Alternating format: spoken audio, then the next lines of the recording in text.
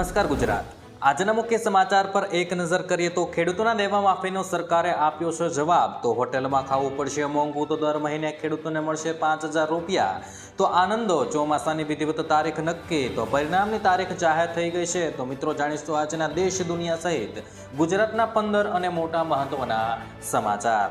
એ પહેલા ગુજરાતના જે પણ મિત્રો આપણી આ યુટ્યુબ ચેનલમાં નવા છે તેમને વિનંતી કરીશ કે આપણી આ ચેનલને સબસ્ક્રાઇબ કરી લે, જેથી કરીને મિત્રો દિવસભરના કામના અને લોક ઉપયોગી સમાચાર તમને આપણી આ ચેનલના માધ્યમથી સૌથી પહેલા મળી જાય।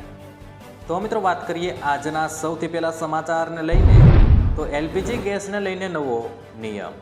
મિત્રો એલપીજી કનેક્શનને લઈને સરકારનો નવો નિયમ 1 મેથી લાગુ થઈ ગયો છે। તમારે સિલિન્ડર માટે કેવાયસી વેરિફિકેશન કરવું ફરજિયાત છે। જો તમારી પાસે પીએનજી કનેક્શન છે તો એલપીજી ગેસ સિલિન્ડર કનેક્શન રદ કરવું પડશે। આમ ન કરવા પર ઓઇલ કંપનીઓ તરફથી ગેસની સપ્લાય કરવામાં નહીં આવે।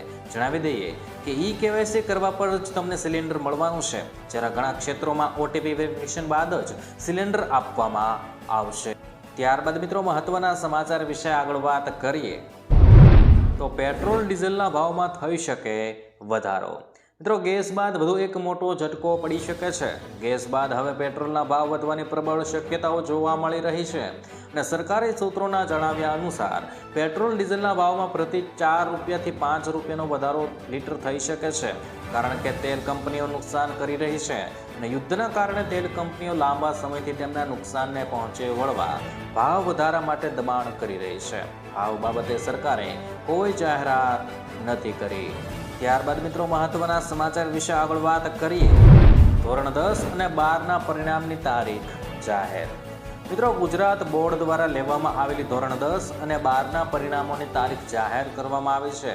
ધોરણ 12નું 4 મેના રોજ પરિણામ જાહેર થશે અને ધોરણ 10નું 6 મેના રોજ પરિણામ જાહેર થવાનું છે, જ્યારે ગુજકેટનું પરિણામ 4 મેના રોજ જાહેર કરવામાં આવશે અને પરિણામ વિદ્યાર્થીઓ GSEB.org ની વેબસાઇટ પરથી ઘર બેઠા જાણી શકે છે। જણાવીએ કે આ વખતે કુલ 15 લાખથી વધુ વિદ્યાર્થીઓએ પરીક્ષા આપી। ત્યારબાદ મિત્રો મહત્વના સમાચાર વિશે આગળ વાત કરીએ તો દેવા માફીનો જવાબ સરકારે આપ્યો। મિત્રો નાણામંત્રી નિર્મલા સીતારામણે સંસદમાં સ્પષ્ટ કરી દીધું છે કે દેશભરમાં ખેડૂતો માટે સંપૂર્ણ દેવા માફીની કોઈ યોજના નથી। રાજસ્થાનના નાગોરથી સાંસદ હનુમાન બેનીવાલે ખેડૂતોના દેવા માફી વિશે પૂછવામાં આવેલા સવાલના જવાબમાં નાણામંત્રી નિર્મલા સીતારામણે આ જાણકારી આપી હતી। સીતારામણે સ્પષ્ટ શબ્દમાં કહ્યું છે કે કેન્દ્ર સરકાર પાસે ખેડૂતોના તમામ દેવા માફ કરવાનો કોઈ વિચારાધીન પ્રશ્ન નથી આવ્યો। સરકાર ખેડૂતોની આર્થિક સ્થિતિ સુધારવા માટે બીજી રીતે કામ કરી રહી છે અને ખેડૂત સંગઠન કેન્દ્ર સરકાર પાસેથી દેશભરના ખેડૂતોના દેવા માફ કરવાની માંગને લઈને લાંબા સમયથી રજૂઆત કરતા આવી। ત્યારબાદ મિત્રો મહત્વના સમાચાર વિશે આગળ વાત કરીએ તો ગરમીથી મળશે છુટકારો। મિત્રો અંબાલાલ પટેલે કાળઝાળ ગરમીમાં ઠંડક આપે તેવી આગાહી કરી છે। આગામી 5 થી 8 મે દરમિયાન રાજ્યના વિવિધ ભાગોમાં વાતાવરણમાં અચાનક પલટો આવશે। આ સમયગાળા દરમિયાન પવનની ગતિ 40 થી 60 કિલોમીટર પ્રતિ કલાકની ઝડપ રહેવાની છે, જે ધૂળના વાવાઝોડા અને કરા સાથે વરસાદ લાવી શકે છે। ભારે ગરમી વચ્ચે વરસાદની આગાહી કરતા લોકોને ગરમીથી આંશિક રાહત મળવાની છે। જોકે માવઠાની આગાહી કરતા ખેડૂતોના માટે ચિંતાના વંટોળ ફરી વળ્યા છે। ત્યારબાદ મિત્રો મહત્વના સમાચાર વિશે આગળ વાત કરીએ તો 14 થી 16 મે વચ્ચે પહોંચશે ચોમાસું। મિત્રો ભીષણ ગરમી વચ્ચે રાહતના સમાચાર આવ્યા છે। ઉત્તર ભારતનું તાપમાન ઘટતા લોકોને ઠંડકનો અનુભવ થશે, જ્યારે પૂર્વી ભારતમાં સતત વરસાદની સંભાવના છે। હવામાન વિભાગના જણાવ્યા અનુસાર 14 થી 16 મે વચ્ચે અંદમાન નિકોબાર ટાપુ પર ચોમાસું દસ્તક દેશે। જોકે મહિનાના અંતમાં ફરી ગરમી વધવાની શક્યતા છે અને આ વર્ષે મે માસમાં વરસાદી માહોલ અને ગરમી વચ્ચે મિશ્ર ઋતુ જોવા મળશે, જે ખેડૂતો માટે મહત્વપૂર્ણ છે। ત્યારબાદ મિત્રો મહત્વના સમાચાર વિશે આગળ વાત કરીએ તો પરેશ ગોસ્વામીની આગાહી। મિત્રો ઓગસ્ટ મહિનાની શરૂઆતમાં પરેશભાઈ ગોસ્વામીએ કહ્યું છે કે 2 થી 10 ઓગસ્ટ દરમિયાન વરસાદનો પ્રથમ રાઉન્ડ આવશે। આ સમયગાળામાં ગુજરાત અંદાજે 70 થી 75% વિસ્તારોમાં મધ્યમથી સારો વરસાદ થવાની સંભાવના છે અને આ રાઉન્ડ દરમિયાન ગુજરાત ગાજવીજ પ્રમાણ વધારે જોવા મળી શકે છે, જ્યારે ઓગસ્ટ મહિનાની મધ્યમાં એટલે કે 15 થી 25 ઓગસ્ટ દરમિયાન વરસાદનો બીજો રાઉન્ડ આવશે, જેમાં તોફાની પવનો સાથે સાર્વત્રિક વરસાદ થવાની શક્યતા છે. જે ખેડૂતોને જૂન જુલાઈ મહિનામાં પૂરતા પાણીની વ્યવસ્થા ના થઈ હોય તેમને આ ઓગસ્ટ વરસાદ આશીર્વાદરૂપ સાબિત થઈ શકે છે.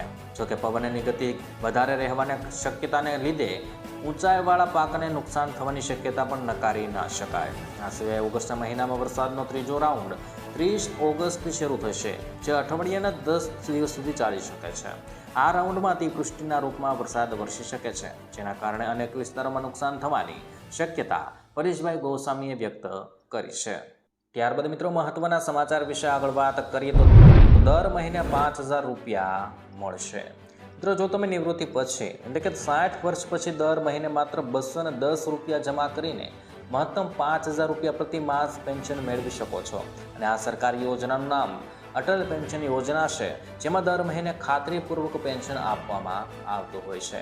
વર્તમાન નિયમો અનુસાર જો તમે મહિને 5,000 રૂપિયા પેન્શન મેળવવા માંગતા હો તો તમારે દર મહિને 210 રૂપિયાનું રોકાણ કરવું પડશે.